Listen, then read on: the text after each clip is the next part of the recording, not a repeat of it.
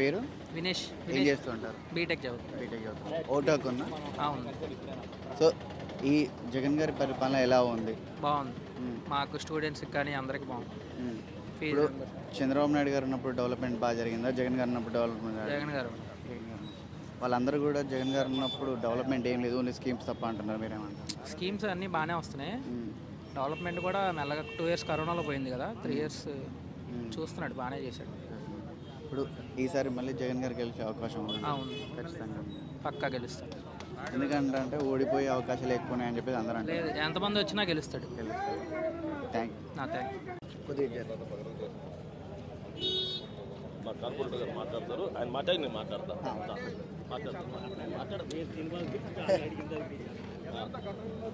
Sir ready అయినారు sir? యాత్ర 2 movie గురించి ఇప్పుడు విపరీతంగా బజ్ క్రియేట్ చేయడానికి రాజకీయ నాయకులందరూ పూనుకొని మరి ఫ్యాన్స్, జగన్ గారి ఫ్యాన్స్ అందరికీ టికెట్లు ఇప్పించి ఫ్రీగా చూపిస్తున్నారు తప్ప సొంతంగా కొనుక్కొని వచ్చే పరిస్థితులు ఎవరు లేరంటున్నారు. మీరేమంటారు? పండక్కి రమ్మంటారండి అల్లుడి గారిని, డబ్బులు ఇస్తారా ఏంటి? వచ్చినారేమో పండక్కి అల్లుడేగా, దేవుడి గుడికి వెళ్తాం, డబ్బులు ఉండే లెక్కలేదుగా, డబ్బులు లేకపోయినా వెళ్ళచ్చు కదా. అసలు సినిమా టికెట్లు ఫ్రీ ఏంటి? రాష్ట్రమే అయింది, టికెట్ ఇచ్చినా ఇవ్వకపోయినా జనాభా అయితే సినిమా చూస్తారు, చూడాల్సిన అవసరం ఉంది, చూస్తారు. అసలు ఆ మాట తీసేసి టికెట్లు ఫ్రీ ఏంటి? మీరు ఫ్రీగా ఇచ్చి వచ్చారా? మీరు ఎవరి పని వాళ్ళు చేస్తారు, అభిమానం ఎదురు చూస్తున్నారు, ఎప్పుడు వచ్చిందా సినిమా, ఎప్పుడు వచ్చిందా సినిమా అని చెప్పని. అంతేగాని ఆ మాట పక్కన పెట్టేసేయండి. జగన్ గారు బిఫోర్ ఎన్నికల ముందు ప్రజల్లో విపరీతంగా తిరిగి ఆ ప్రజల మధ్యలో వచ్చారు. నా జగన్ అభిమాని, జగన్ అన్న నా 180 రూపాయలు పెట్టి కొనుక్కున్న టికెట్ చూడు, చూపించానా? కోరిక తిరిగింది కదా అన్నా, అది అలాంటి వాళ్ళ కోసమే. మా జగన్ అన్న 170 రూపాయలు 180 రూపాయలు పెట్టి టికెట్ కొనుక్కున్నా. నిజమనా? 180 రూపాయలు ఇగో ఎవరిస్తారన్నా ఫ్రీగా? ఎవరు ఈ రోజులు ఎవరిస్తారన్నా? ఇప్పుడు జగన్ గారు ఆ ఎన్నికల ముందు వరకు కూడా ప్రజల్లో గడప గడప తిరిగి సాధించుకున్నారు.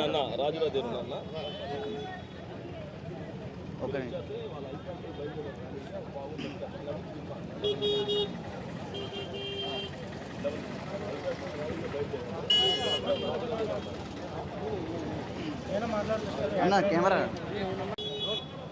సార్, జగన్ గారు ఎన్నికల ముందు వరకు కూడా ప్రజల్లో తిరిగి ప్రజల నుంచి నాయకుడు అయ్యారని చెప్పేసి ప్రతి ఒక్కరు అంటుంటారు. ఎన్నికల తర్వాత గెలిచిన తర్వాత ప్యాలెస్కి అంకితమయ్యారు తప్ప ప్రజల్లోకి రావడానికి ఎందుకు భయపడుతున్నారు అని చెప్పేసి ప్రధాన ప్రతిపక్షాలు మెయిన్గా ఇదే అంటున్నారు. మీరేమంటారు? జగన్ గారి మీద ఉన్న క్రేజ్ మామూలుగా లేదు.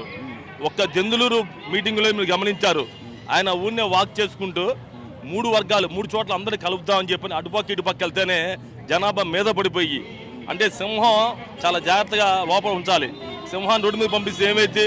కాబట్టి అది చాలా మా పిచ్చి మాట. ఆయన ఎన్నో చేయాలి, ఎన్నో ఆలోచించాలంటే ప్రజల మధ్య రావక్కర్లా. ఆయన గుండెల్లో ప్రజలు ఎప్పుడు ఉంటారు, ప్రజల గుండెల్లో ఎప్పుడు ఆయన ఉంటాడు. Thank you.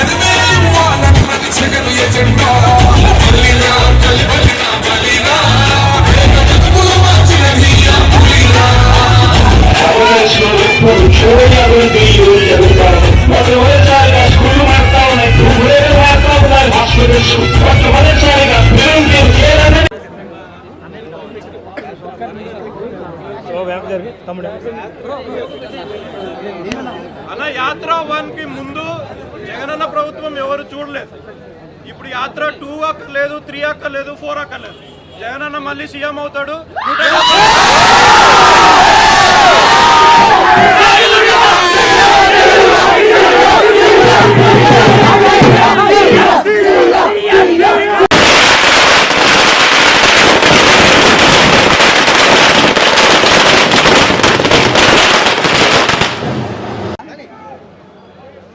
భయ్య ఈసారి విజయవాడలో జగన్ గారు ఖచ్చితంగా గెలుస్తారు, అంటే జగన్ గారి పార్టీ ఇక్కడ గెలుస్తుంది అనుకుంటున్నారు, ఎందుకంటే టీడీపీ గట్టి పోటీ ఉంది ఇక్కడ.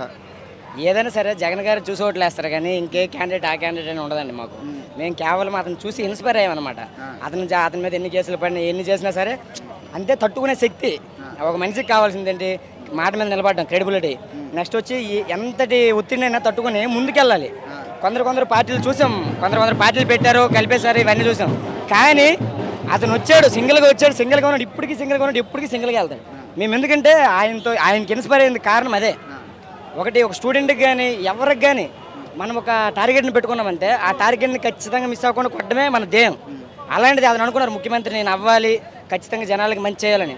అయ్యారు, మంచి చేశారు. నెక్స్ట్ కూడా అతనికి వస్తారు. ఎందుకంటే ఇది కూడా బలంగా మేము ఎందుకు నమ్ముతామంటే కొన్ని పల్లెటూరులో తీసుకుంటే అన్న, మాది తూర్పు సైడ్ అప్పుడు వచ్చి ఉండేవాళ్ళం పాత్రలో. మీ స్కూల్లో చదువుకునేటప్పుడు స్కూళ్ళు మొత్తం మరుగుదొడ్లు ఇవే బాగాలేవు. మా స్కూల్ ఎదురుగా పెంటలు ఉండేవి. ఇప్పుడు పెంటల బదులు ఒక విలేజ్ క్లినిక్ వచ్చింది, సచివాలయం వచ్చింది, నెక్స్ట్ అంగన్వాడీ కేంద్రం ఒకటి వచ్చింది ఆ ఎదురుగా. నెక్స్ట్ రోడ్లు పొలాల వరకు వేసారండి. మేము చుట్టూ తిరిగి వెళ్ళాలంటే రోడ్లు 12 కిలోమీటర్లు వెళ్ళాం స్కూల్కి, హై స్కూల్కి. ఇప్పుడు 6 కిలోమీటర్ పొలాలు వెళ్ళి కంకర రాళ్ళు ఉంటాయి కదా, అదంతా ఉండేది రోడ్డు. ఇప్పుడు అలా కాదు, చిన్నగా సైకిల్ జస్ట్ నడుచుకుంటూ వెళ్ళిపోతుంది. వాకబుల్ డిస్టెన్స్ 4 కిలోమీటర్స్ అంత కష్టపడాము. మేము చాలా కష్టాలు పడ్డామన్న. ఆ కష్టాలకి ఇప్పుడు అంటే మా ఊరు మొన్న వెళ్ళేటప్పుడు చెప్పారనమాట పిల్లలు, అన్న అప్పుడు కానీ ఇప్పుడు చాలా బాగుంది, ఎందుకంటే స్కూల్కి ఈజీగా వెళ్ళి రాగలుగుతాను. నెక్స్ట్ పెద్దలు కూడా పెన్షన్ కానీ ఇంటింటికి ప్రతి ఇంటికి సచివాలయ వ్యవస్థ కానీ, సచివాలయ వ్యవస్థ స్కీమ్ అన్న ఒడిశా అంటే మొత్తం అందరూ అనుకుంటున్నది అనమాట. మేము విన్నది, మా చుట్టాలు రిలేటివ్స్ ఉంటారు కదా, ఇది కూడా మన రాష్ట్రంలో కూడా ఉంటే బాగుండు అనే మాటలు అనమాట మేము విన్నది. అందుకే ఈ జెండా మాత్రం, ఈ జెండా మోయడానికి మేమైతే హ్యాపీగా ఫీల్ అవుతున్నాం. ఇతరులు ఏమైనా అనుకోవచ్చు, అంటే వీడికి ఎందుకు అంత పిచ్చి జగన్ అంటే అతను చూసి ఇన్స్పైర్. మేము ఈరోజు ఈ స్టేట్లో ఉన్నామంటే ఆయన చూసి నేర్చుకునే ఇదే అనమాట. మాకు గట్టిగా కష్టపడ్డాడు, ఒకటి అనుకున్నాడు, అయ్యాడు. మాకు కొన్ని గోల్స్ ఉన్నాయి. అలాగే ఎన్ని కష్టాలు వచ్చినా సరే అసలు అనుకున్నది ఖచ్చితంగా సాధించే వరకు కొట్టడం అన్న. అంటే చదువుకునే నీకు ఈ జెండా మేయడం అవసరం అంటావా? అంటే అవసరం అంటే అన్న, ఇప్పుడు ఉన్న పొలిటీషియన్స్ చెప్తున్నారు యువత పాలిటిక్స్లోకి రావాలి, పాలిటిక్స్ని సపోర్ట్ చేయాలి. కొందరు వద్దంటారు, కానీ ఇప్పుడు మెయిన్ పొలిటీషియన్సే. డబ్బులు లేకుండా పాలిటిక్స్లో మనం ఏం చేయగలుగుతాం మిడిల్ క్లాస్ ఫ్యామిలీస్? అన్న నీకు ఒకటి చెప్తాను వినన్నా, డబ్బులు లేకుండా చేయలేము అనేసి అయితే లేదన్న. ఎందుకంటే నేను చాలామందిని చూపిస్తాను, ఇన్స్పైర్ అయితే. అంటే ఇప్పుడు నరేంద్ర మోడీ గారు కానీ అసలు అతను అనుకుంటే, ఆయన అనుకోకపోతే అసలు ఇంత స్థాయికి వెళ్ళేవాళ్ళు అన్న. ప్రధాని అయ్యారు అతను. ఒక విన్నాగా స్టోరీ, అబ్దుల్ కలాంజీ, అతను మన ప్రధాని.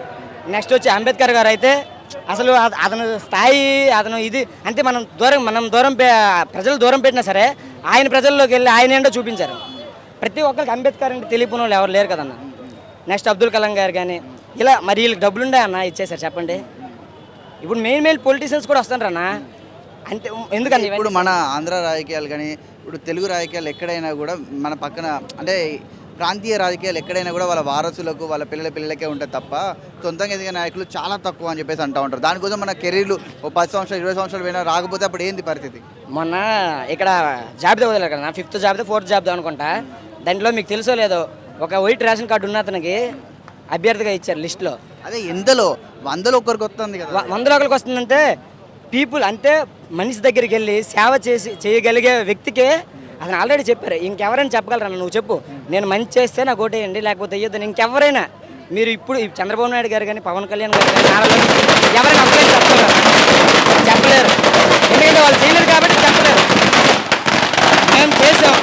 మేము చేసామని ధైర్యం మాకుంది, నమ్మకం మాకుంది, ప్రజలు మమ్మల్ని నమ్ముతున్నారని మాకు నమ్మకం ఉంది. అందువల్ల మేము అడుగుతున్నామన్నా, ఎందుకు వై నాట్ 175 అని. అంటే అంతలా చేస్తున్నాము అభివృద్ధి అనేది.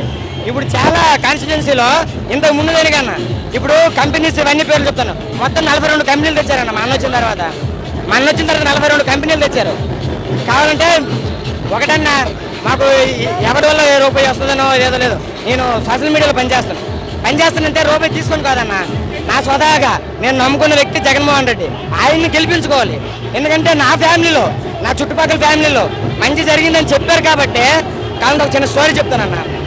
మా దగ్గరలో ఒక అమ్మ ఉందన్నమాట. వాళ్ళ ఆయన చనిపోయాడు. మొన్న ఒక అక్క అడిగింది, ఎందుకమ్మా జగన్మోహన్ రెడ్డికి ఓటు వేయాలి అని. అక్క చెప్పింది ఒకటే, వార్నింగ్ కాదు, అది స్వీట్గా ఒకటే. మా ఆయన చనిపోయిన తర్వాత నా పిల్లల్ని చదివిస్తున్నాడు మా అన్నయ్య జగన్మోహన్ రెడ్డి. నాకు 35,000 ఇస్తారు కదన్నా, ఆ స్కీమ్ వస్తుంది. 18,000 ఆ స్కీమ్ వస్తుంది. నెక్స్ట్ వచ్చేటప్పటికి పిల్లలు ఇంగ్లీష్ మీడియం చదువుకునే పిల్లల్లాగా చూస్తాను. ఇప్పుడు మనం చదువుకునే రోజులు వేరు, ఇప్పుడు రోజులు చూస్తున్నాం కదా. పిల్లల్ని చూస్తుంటే వీళ్ళు ఇంగ్లీష్ మీడియమా తెలుగు మీడియమా అని తెలుసుకోవడానికి మనకు అరగంట పట్టింది. నెక్స్ట్ గవర్నమెంట్ స్కూల్ బయట బోర్డులు, స్కూల్లో సీట్లు ఖాళీ లేవని ఎప్పుడైనా జరిగిందని అలాగా. ఆ అమ్మ అదే చెప్పింది. నెక్స్ట్ మా ఊళ్ళో రైతు భరోసా మాకు పడుతుంది, పెన్షన్ నాకు వస్తుంది, విత్తంతో పెన్షన్ నాకు వస్తుంది, ఇంకా నాకు ఏడు కావాలమ్మా, ఈ అన్నగే ఓటేస్తానని చెప్పింది. ఇలాంటి వ్యక్తులు ఎక్కడ దొరుకుతారన్న మనకి? మొత్తానికి విజయవాడలో ఖచ్చితంగా వైసీపీ జెండా ఎగరేస్తారంటారా? మళ్ళీ ఖచ్చితంగా ఎగరేస్తాం మనం, 100% ఎగరేస్తాం. ఎందుకంటే ఆ స్థాయిలో మేము కష్టపడతాం. నాకు నచ్చిన నాయకుడు జగన్మోహన్ రెడ్డి. ఆయన కోసం ఎంతవరకు వెళ్తామన్నా. ఆయన మాకు ఒకటి చెప్పారన్నా, ఎవరితో గొడవలు పడద్దు, వీలైతే మనం చేసిన మంచి ప్రజల్లోకి వెళ్ళాలి. అంతేగాని ఎవరితోనూ గొడవలు పడి ఎవరితోనూ ఏదో పెట్టుకునేది, అది ఇతర రాజకీయ నాయకులు చేసే పని మనం అలా చేయొద్దు. మనం చేస్తే విశ్వసనీయత, కొన్ని క్రెడిబిలిటీ, విశ్వసనీయ, ఇవన్నీ కలగలిపిన మనుషుల్లో మనం ఉండాలి. ఎవరితో గొడవలు పడద్దు. ఖచ్చితంగా మనకు జరిగిన మంచే మనం చెప్తాం. వీలైతే జనాలకు మనం మంచి చేసామంటే ఓట్లేస్తారు, లేదంటే వాళ్ళు నచ్చలేదు కాబట్టి ఓట్లేరు. మనం ఇలానే చెప్పుకుందాం, ఇలానే ముందుకెళ్దామని చెప్పాడు మా నాయకుడు. Thank you. ఓకే.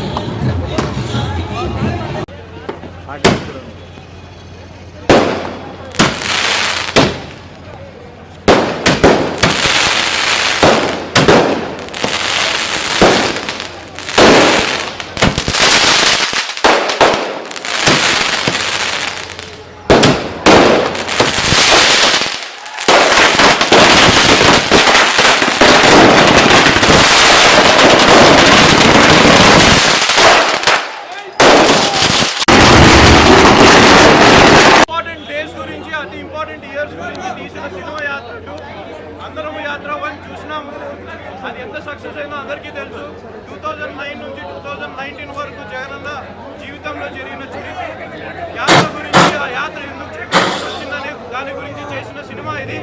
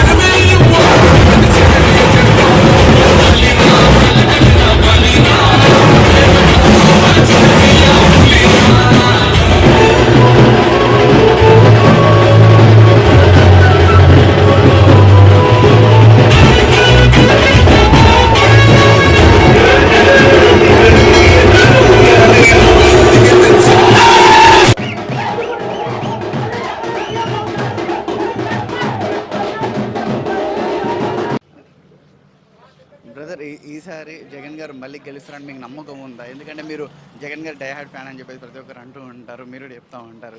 నేను ఎప్పుడు చెప్పలేదు బ్రో, డైహార్డ్ ఫ్యాన్ అని ఏం చెప్పలేదు. నేనైతే యాత్ర సినిమా పరంగా చూడడానికి వచ్చాను. యాత్ర 1 చూశాను, బాగుంది అనిపించింది. అలాగే యాత్ర 2 కూడా చూద్దామని చెప్పి వచ్చాను.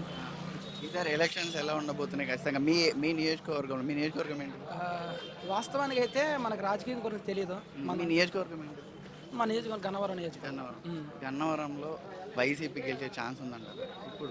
నాకు తెలియదు, నేను రాజకీయంలో తిరగను, రాజకీయం మనకి సంబంధం లేదు. మనదంతా ఎంటర్టైన్మెంట్. జగన్ గారి పరిపాలన గురించి ఎలా అనిపిస్తుంది? బాగానే ఉంది. ఇప్పుడు చంద్రబాబు నాయుడు గారితో పోల్చుకుంటే ఈయన మెరుగ్గా చేస్తారా, లేకుంటే చంద్రబాబు నాయుడు గారు మెరుగ్గా చేస్తారా? జగన్ గారు బాగానే చేస్తున్నాడు. జగన్ గారు బాగానే చేస్తారు. ఇంకా జగన్ గారి పరిపాలన ఈసారి ఇంకా కొనసాగుతూ బాగుంటుందని మీరు అనుకుంటున్నారా ఇంకా నెక్స్ట్ టైం కూడా? అదంతా ప్రజల చేతుల్లో ఉంటుంది, మనం ఒక్కళ్ళే అనుకుంటే ఉండదు. యూత్లో ఎలా ఉంది ఇప్పుడు నిరుద్యోగ సమస్య అని చెప్పేసి అంటున్నారు, నిజంగా నిరుద్యోగ సమస్య ఎక్కువగా ఉందా జగన్ గారి పరిపాలనలో, లేకపోతే చంద్రబాబు నాయుడు గారి పరిపాలన ఎక్కువ ఉంది? ఒక నిమిషం అన్నా, అన్నా లోపలే ఉన్నా అన్న, ఒక నిమిషం అన్న, ఇక్కడే లోపలే ఉన్నా అన్న.